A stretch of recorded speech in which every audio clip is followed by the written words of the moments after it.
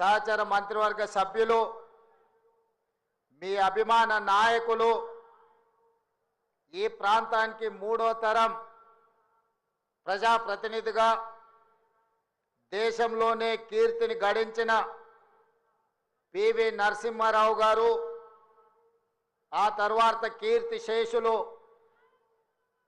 దుద్దిల్ల శ్రీపాదరావు గారు వారి వారసత్వాన్ని పుణికిపుచ్చుకొని ఈ ప్రాంత ప్రజలకు మూడో తరం సేవలు అందిస్తున్న మీ అభిమాన నాయకుడు, నా మిత్రుడు, మంత్రివర్యులు దుద్దిల్ల శ్రీధర్ బాబు గారి అధ్యక్షతన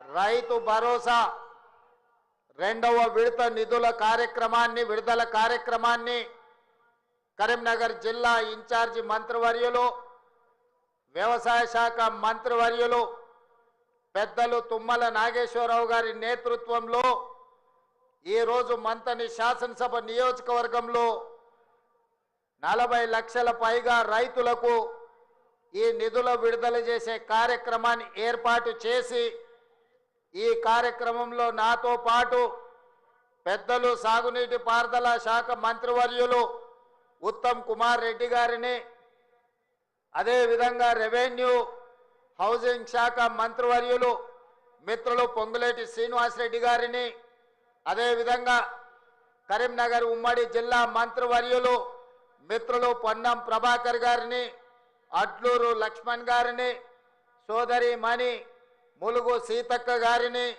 అదేవిధంగా మిత్రులు కార్మిక శాఖ మంత్రివర్యులు కాకా వెంకటస్వామి గారి వారసులు వివేక్ వెంకట స్వామి గారిని, అదేవిధంగా పార్లమెంట్ సభ్యులు రాజ్య సభ్యులైన వేం నరేందర్ రెడ్డి గారిని, మహబూబాబాద్ పార్లమెంట్ సభ్యులు మిత్రులు బలరాం నాయక్ గారిని, పెద్దపల్లి పార్లమెంట్ సభ్యులు యువ మిత్రులు గడ్డం వంశీకృష్ణ గారిని, అదేవిధంగా ఎమ్మెల్సీ కాంగ్రెస్ పార్టీ అధ్యక్షులు ఆనాడు అధికారంలో పార్టీని తీసుకొచ్చే సమయంలో కార్యనిర్వాహక అధ్యక్షుడిగా కార్యదీక్షతో పనులు నిర్వహించిన మిత్రులు మహేష్ కుమార్ గౌడ్ గారిని, అదేవిధంగా శాసనసభ విప్పులు ఆది శ్రీనివాస్ గారిని, విజయ్ రమణారావు గారిని, గండ్ర సత్యనారాయణరావు గారిని, రాజ్ ఠాకూర్ గారిని, డాక్టర్ సంజయ్ గారిని,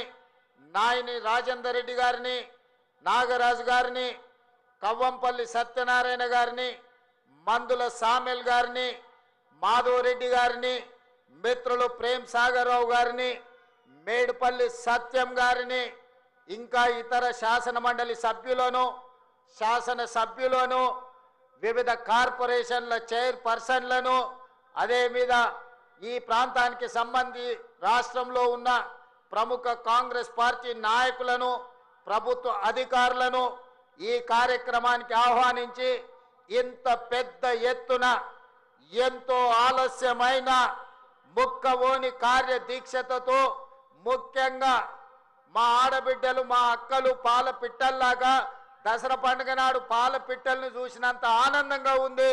ఈరోజు మా అక్కలందరూ ఆశీర్వదించడానికి ఇంటి దగ్గర ఇంటైన ఆకలి అవుతుందన్నా, అన్నం వండేది ఆలస్యమైన మా తమ్ముడు మంచి మతలాబుతో వచ్చిండు, మేము ఆశీర్వదించాలి అని ఇంతసేపైనా కూర్చున్న మా అక్కలకు మనస్ఫూర్తిగా ధన్యవాదాలు తెలియజేస్తున్నా. మా యువ మిత్రులకు మనస్ఫూర్తిగా అభినందనలు తెలియజేస్తున్నా. మిత్రులారా, ఇవాళ మనం ఆలోచన చెయ్యాలి. ఈ దేశానికి వెన్నెముకనే రైతులు. ఆ రైతు వెన్నెముక, ఆ రైతు నిటారుగా నిలబడాలి. ఈ దేశానికి వెన్నెముక రైతు అయినప్పుడు ఆ రైతును ఆదుకొని నిటారుగా నిలబెట్టే బాధ్యత కాంగ్రెస్ పార్టీ తీసుకుంది, మన ప్రజా ప్రభుత్వం తీసుకుంది. కాంగ్రెస్ పార్టీకి రైతు సంక్షేమం అనేది నినాదం కాదు, అది కాంగ్రెస్ పార్టీ విధానం. ఆనాడు రైతుల కోసం సాగునీటి ప్రాజెక్టులను బాక్రానంగల్ డ్యామ్ నుంచి మొదలు పెడితే నాగార్జున సాగర్, శ్రీశైలం, ఎస్ఆర్ఎస్పి వరకు పెద్ద పెద్ద నదుల మీద ప్రాజెక్టులను కట్టి రైతులకు సాగునీరు అందించిన చరిత్ర కాంగ్రెస్ పార్టీది చరిత్ర పుటలలో ఒక్కసారి చూడాల్సిందిగా నేను కోరుకుంటున్నా.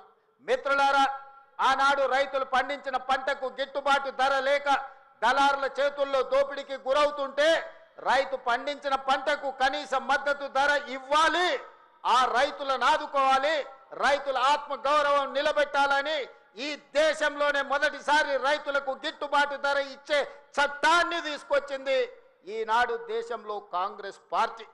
అదేవిధంగా మిత్రులారా, రైతులు పండించిన పంటను కొనడమే కాదు, పండించిన పంటకు 500 రూపాయల బోనస్ ఇచ్చి ఈ రోజు దేశంలోనే అత్యధికంగా వరి ఉత్పత్తి చేస్తున్న రాష్ట్రంగా ఈ దేశంలోనే రానిచ్చింది ఏదైనా రాష్ట్రం ఉందంటే తెలంగాణ రాష్ట్రం ఉందని నేను చెప్పదలుచుకున్న మిత్రులారా.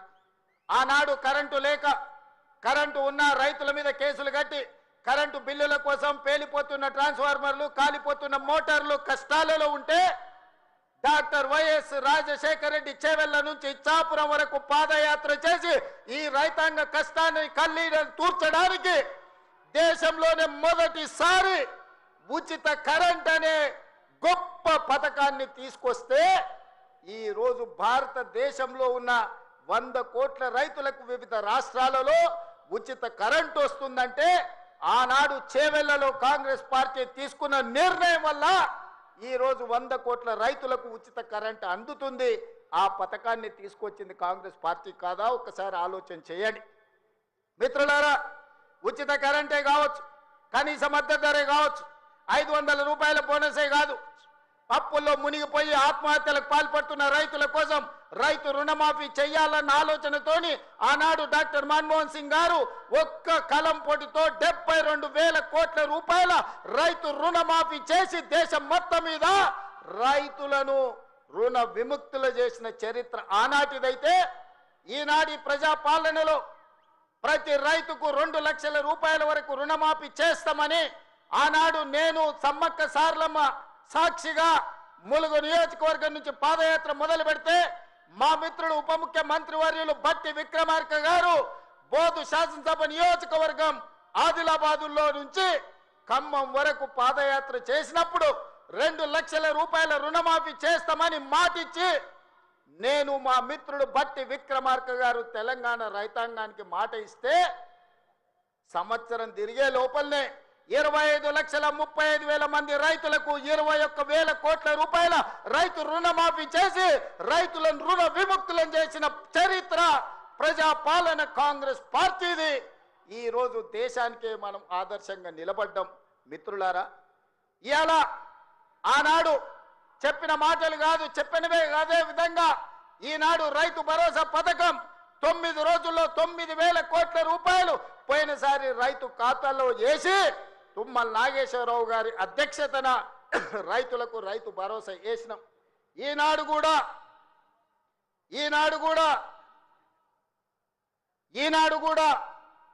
రైతు భరోసాలో భాగంగా మొదటి విడతగా 3,500 కోట్లు, రెండవ విడత 2,200 కోట్లు, మొత్తం 5,700 కోట్లు ఈరోజు రైతుల ఖాతాలో రైతు భరోసా వేసి వచ్చే నెలలో ఇంకా 3,300 కోట్ల రూపాయలు రైతు భరోసా పథకంలో భాగంగా 9,000 కోట్ల రూపాయలు ఇవాళ రైతుల ఖాతాలో వేసి రైతుల కళ్ళల్లో ఆనందం చూడాలి. వ్యవసాయం దండగ కాదు, వ్యవసాయం పండుగ చేయాలని ఒక గొప్ప సంకల్పంతో ఈనాడు ఇక్కడ మనం ఈ కార్యక్రమం తీసుకున్నాం మిత్రులారా. ఇంత మంచి పండుగ కార్యక్రమం చేసుకుంటూ రైతులను ఆదుకుంటూ రైతుల కష్టాలు తీర్చుకుంటూ సాగునీటి ప్రాజెక్టులు పూర్తి చేసుకుంటూ రైతుల అవసరాలు ఏమున్నాయో అడుగుతూ ఇల్లు తిరుగుతూ రైతులు పండించిన సన్న వడ్లను ఈనాడు పేదలకు 3,15,00,000 మంది తెలంగాణ బిడ్డలకు ఇవాళ సన్న బియ్యం, తెలంగాణ పండించిన బియ్యాన్ని ఇవాళ పేదలకు అందిస్తున్నాం. ఎక్కడైనా ఏ రాష్ట్రంలో అయినా ఈ భారతదేశంలో స్వతంత్రం వచ్చి 75 సంవత్సరాలలో నేను ఇవాళ సూటిగా సవాలు విసురుతున్నా. గొప్పలు చెప్పుకునేటోళ్ళు, దెబ్బలు చర్చుకునేటోళ్ళు, తొడలు కొట్టుకునేటోళ్లకు సూటిగా నేను సవాలు విసురుతున్నా. ఎన్నడైనా కళలో కూడా మీరు పేదవాళ్ళకు సన్న బియ్యం ఇవ్వాలి. ఈ సన్న బియ్యం తల్లిదండ్రులు కన్న తల్లి తన బిడ్డకు, సంటి బిడ్డకు బుక్కడు బువ్వ తినిపించే పథకం ఎన్నడైనా మీరు ఆలోచన చేసిండ్రా? మీరు గడీలలో ఉండి సన్న బియ్యం తింటుంటే, దావతులు చేసుకుంటుంటే, బిర్యానీలు తింటుంటే, పేదవాళ్లకు దొడ్డు బియ్యం ఇస్తే వాటిని తినలేక పశువులకు దానా పెడుతుంటే ఎప్పుడైనా మీకు వాళ్ళ పట్ల కనికరం కలిగిందా అని నేను అడుగుతున్నా. ఇవాళ నేను అడుగుతున్న మిత్రుల ఈ వేదిక మీద నుంచి ఒక ఆయన అంటున్నాడు, ఇంతకాలం శ్రీధర్ బాబు గారు, అడ్లూరు లక్ష్మణ్ గారు అనేవాళ్ళు ఆయన పెద్ద మనిషి అని. ఇక ఆయన పెద్ద ఆయననో కాదో నాకైతే తెలియదు, కానీ ఆయన అంటున్నది ఏందయ్యా అంటే ప్రజాపాలన పోవాలి, పాపాల భైరవుడు రావాలంట. నేను అడుగుతున్న మా మిత్రులను, ప్రజాపాలన ఎందుకు పోవాలి, ఫామ్ హౌస్ల పండుకున్న పాపాల భైరవుడు ఎందుకు అధికారంలోకి రావాలి అని నేను అడుగుతున్న ఈ వేదిక మీద నుంచి. ప్రజాపాలన ఆ పెద్ద ఆయననో వాళ్ళ తాతనో వాళ్ళ ముత్తాతలో తెస్తే రాలేదు. ఈ ప్రజాపాలన వచ్చింది లక్షలాది మంది కాంగ్రెస్ పార్టీ కార్యకర్తలు త్యాగం చేసి తమ రక్తాన్ని చెమటగా మార్చి భుజాలు కాయలు కాసేలా మువ్వన్నెల జెండాను మోస్తే ఈనాడు ప్రజాపాలన వచ్చింది. నీ నెత్తి మీద దరిద్రం ఉండి నువ్వు జగిత్యాలలో ఓడిపోతే, ప్రజలు తిరస్కరిస్తే, నీకు మంత్రి పదవి ఇవ్వకపోతే ప్రజాపాలన పోవాలనా? ఇవాళ నిన్ను పెద్ద మనిషి అని మేము పిలవాలనా? పెద్ద మనిషి అని పిలిపించుకునే అర్హత నీకు ఉన్నదా అని నేను ఈ వేదిక మీద నుంచి అడుగుతున్నా. నేను అడుగుతున్నా, ఇవాళ పెద్ద మనిషిని, ప్రజాపాలన ఎందుకు పోవాలి, పాపాల భైరవుడు అధికారులు ఎందుకు రావాలో నువ్వు జవాబు చెప్పాలి. నీ పదవి కోసం, నీ అధికారం కోసం, నీ ఆకాంక్ష కోసం ఆనాడు 1983 చరిత్ర వెనక్కి వెళ్ళి ఆయన పుట్టు పూర్వతరాలు పుట్టు మచ్చలు ఇవ్వాలి. ఈ వేదిక మీద నుంచి నేను చెప్పదలుచుకున్నా. ఆయన నీతేంది, ఆయన జాతేంది, ఆయన దోస్తేందో ఇవాళ మీ అందరి ముందర నేను విజ్ఞప్తి చేయదలుచుకున్నా. మిత్రులారా, 1983లో తుమ్మల నాగేశ్వరరావు గారు సజీవ సాక్షి. ఆనాడు అన్న పెద్దలు నందమూరి తారక రామారావు గారు యువ న్యాయవాదిగా జగిత్యాలలో న్యాయవాది పదవిని బాధ్యత నిర్వహిస్తుంటే పిలిచి భుజం తట్టి నీకు ఎమ్మెల్యే టికెట్ ఇచ్చి నీకు ఎక్సైజ్ శాఖ మంత్రి ఇస్తే సంవత్సరం తిరిగే లోపలనే అన్న ఎన్టీఆర్ను వెన్నుపోటు పడిచి నాదెండ్ల భాస్కరరావుతోని జట్టు కట్టిన నువ్వు నాదెండ్ల భాస్కరరావు సోపతిని వదిలి కాంగ్రెస్ పార్టీలకు వచ్చి 40 సంవత్సరాలు పూర్తయింది. నేను అడుగుతున్నా పెద్ద మనిషిని, ఈ 40 ఏళ్ళు జగిత్యాల నియోజకవర్గమే కాదు కరీంనగర్ జిల్లాలో ప్రతి కాంగ్రెస్ పార్టీ కార్యకర్త 14 ఎన్నికల్లో 11 సార్లు ఎమ్మెల్యే, 3 సార్లు ఎంపీ, 1 సారి ఎమ్మెల్సీ, 14-15 సార్లు బీఫామిస్తే దుఃఖాన్ని దిగముంగుకొని ఎన్టీఆర్ను వెన్నుపోటు పడిచిన నిన్ను, నాదెండ్ల భాస్కరరావు అనుచరుడైన నిన్ను